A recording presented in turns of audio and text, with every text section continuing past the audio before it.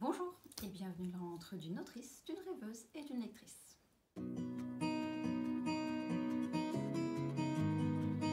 Pendant mon séjour au Portugal, je ne cesse pas de lire, donc je pensais que je pourrais vous faire un petit point lecture.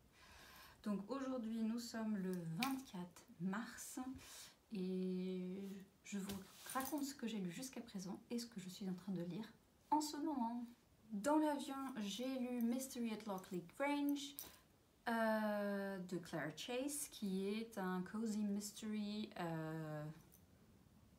le numéro 10 ou 11, je ne sais pas, de toute une série.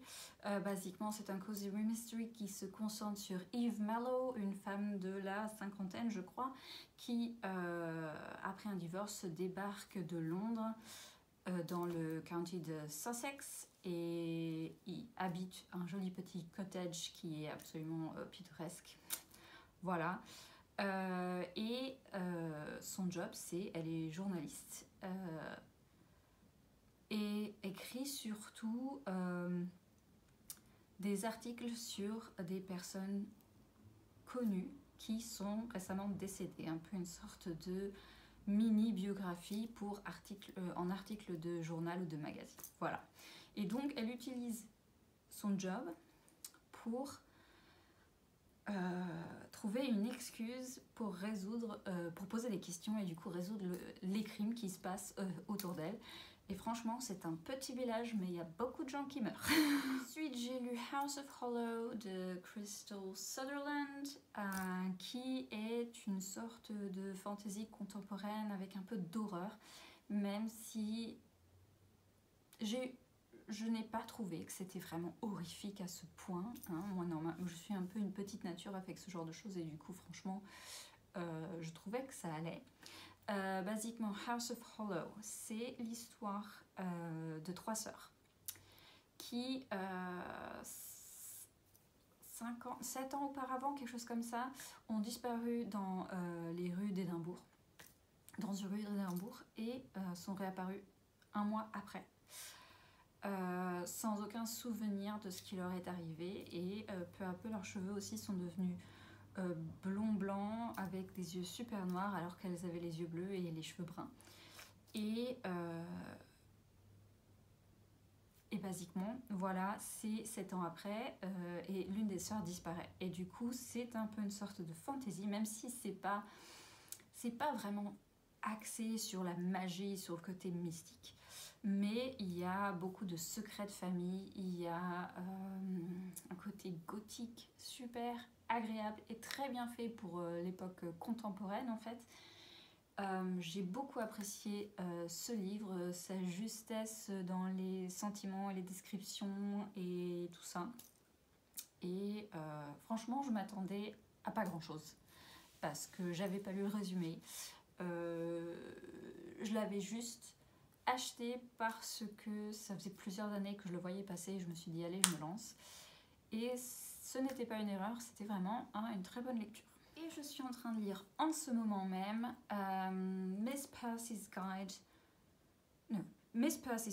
Guide to the Care and Feeding of British Dragons de Queen Olsen, qui est une petite merveille. J'en suis à peu près 65%. C'est un cozy fantasy qui mêle Jane Austen et des dragons. Alors je vous explique.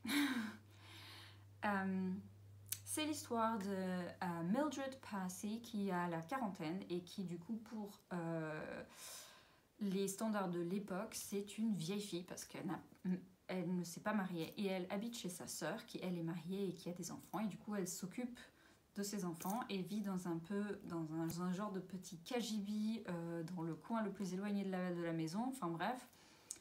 Elle est très utile à cette famille, mais en même temps, elle n'est pas super appréciée à sa juste valeur. Enfin bref, mais elle accepte sa vie comme elle est, jusqu'au jour où elle reçoit l'héritage d'un grand-oncle qui est décédé et qu'elle n'a vu probablement qu'une seule fois dans sa vie.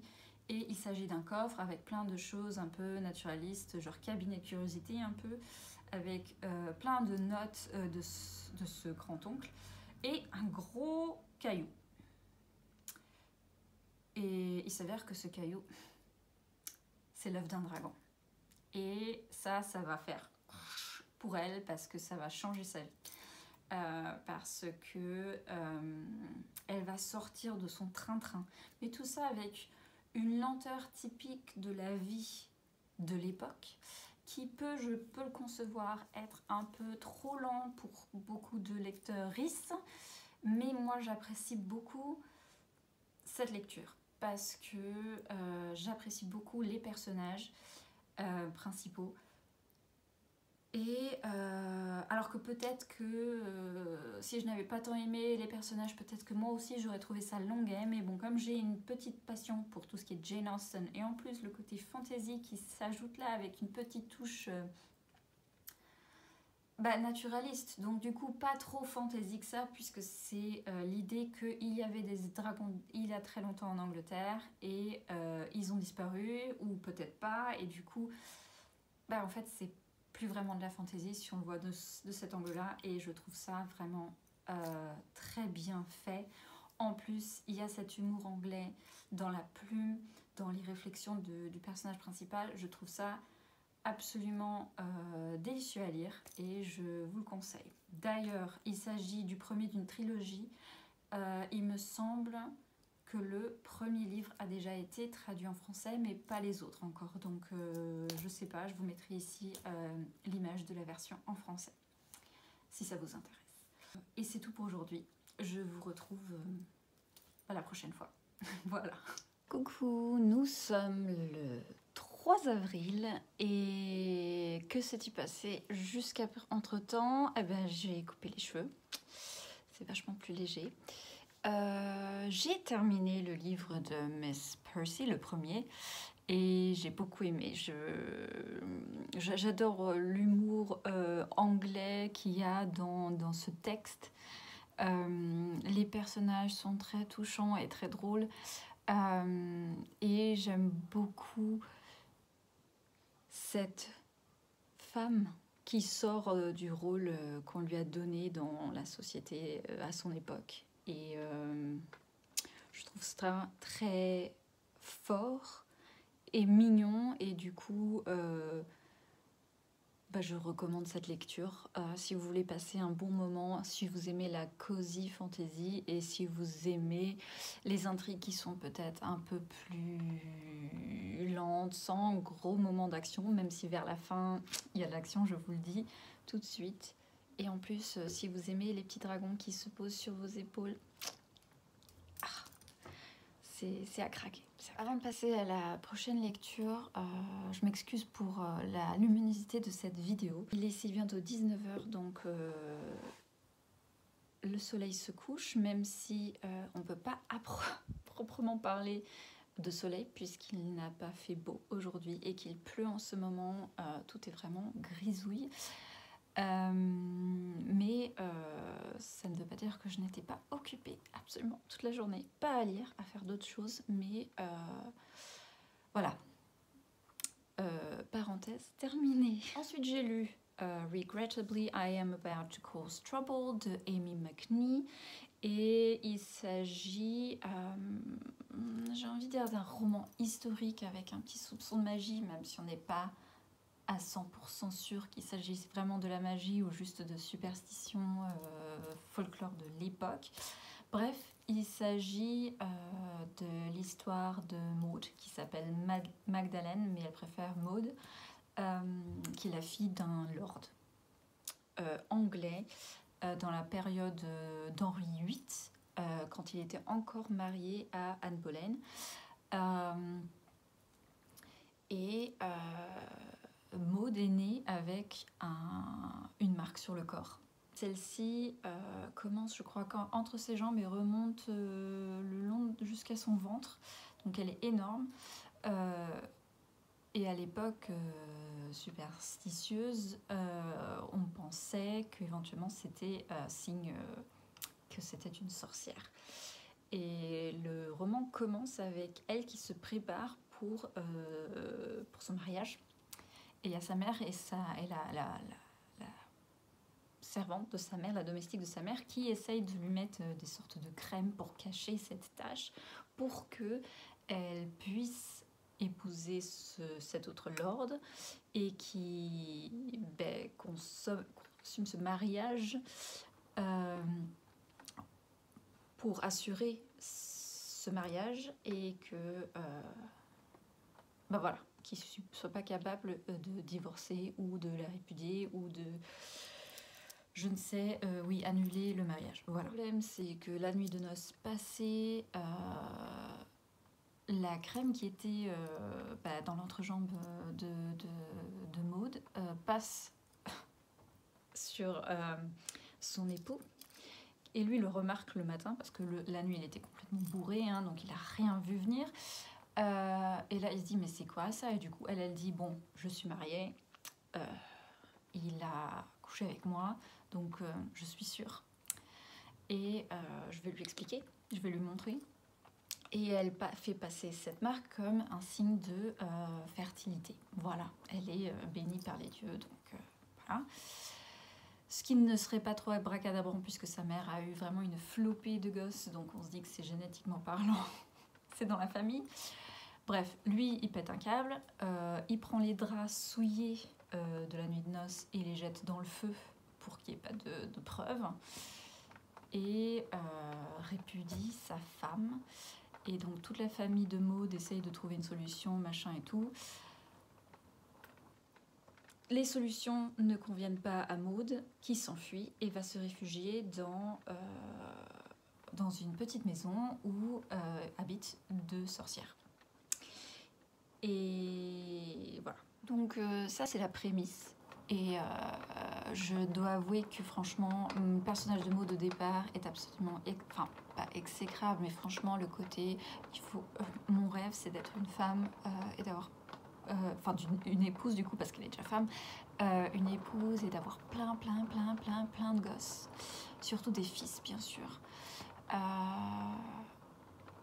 Ça m'énervait franchement, mais on la voit évoluer au fil du livre.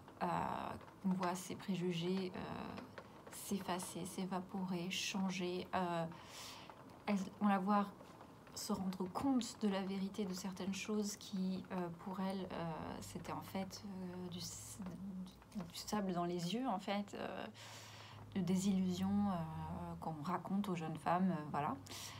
Et c'était très bien fait, je trouvais. Et il y avait quand même un lien avec l'histoire de l'Angleterre à cette époque. Et d'Anne Boleyn qui est enceinte pas de son second enfant puisqu'elle a eu beaucoup de fausses couches, mais du dernier enfant, et qui sera une nouvelle fausse couche, mais du coup on le voit dans le livre, et c'est c'est pas vraiment un spoil, c'est dans l'histoire quoi, c'est l'histoire de l'Angleterre, bref, mais je trouvais cette histoire très sympa. Et c'est un one-shot, il me semble. Ensuite, je suis restée dans la thématique des sorcières et j'ai lu The Green Witch, qui est plutôt une sorte de manuel sur comment être une sorcière verte, c'est-à-dire une sorcière des plantes, de la nature, de la terre, voilà. Avec des recettes, éventuellement aussi... des explications sur certaines herbes, certaines plantes, leur signification, tout ça. C'était sympa à lire, mais parfois ça allait trop dans le côté rituel, machin et tout ça, alors que franchement, dès le départ, l'autrice, dont je ne me souviens plus le nom, disait qu'être une sorcière verte, de toute façon, c'est une attitude personnelle. C'est comment on se ressent vis-à-vis de la terre et des plantes et tout ça. Donc, et qu'il n'y avait pas besoin de rituel, n'empêche qu'elle n'arrêtait pas de nous en donner des rituels. Et du coup, j'ai sauté quelques pages. Je vais le dire très sincèrement, j'ai sauté des pages. Voilà, donc si ça vous intéresse pas plus que ça, je trouvais que c'était pas non plus le manuel d'instruction, on va dire, le mieux fait à mes yeux, voilà. Sinon, je suis en train de lire la bêta lecture du tome 5 de La vieille fille et le viking de Jennifer Joffre. qui me plaît beaucoup, mais je vais pas en dire plus puisque c'est une bêta lecture. Mais je me demande si en parallèle je vais pas commencer soit l'Académie des Dragons de Jupiter Phaéton ou un autre, je ne sais pas. Je regarde si je fais ça en parallèle ou si je vais plutôt faire du bricolage parce que j'adore ça, surtout quand je suis chez mes parents. C'est vraiment la maison pour faire ça. Donc je vous donnerai des nouvelles très prochainement. Coucou, bon je suis à l'aéroport, je n'ai pas commencé de nouveaux livres comme je pensais le faire. Je suis restée sur la bêta lecture de Jennifer Joffre que j'aimerais terminer dans l'avion. Et ça veut dire que ça clôture mon mois au Portugal, donc ce point lecture au Portugal. Et j'espère que cette vidéo vous aura plu et si vous n'êtes pas abonné, n'hésitez pas, ou liker, ou commenter bien sûr, ou commenter avec un avion, ou alors un petit cœur, deux cœurs, un rouge et un vert pour le drapeau du Portugal. Et c'est tout. Je vous souhaite d'excellentes lectures et à la prochaine vidéo. Ciao!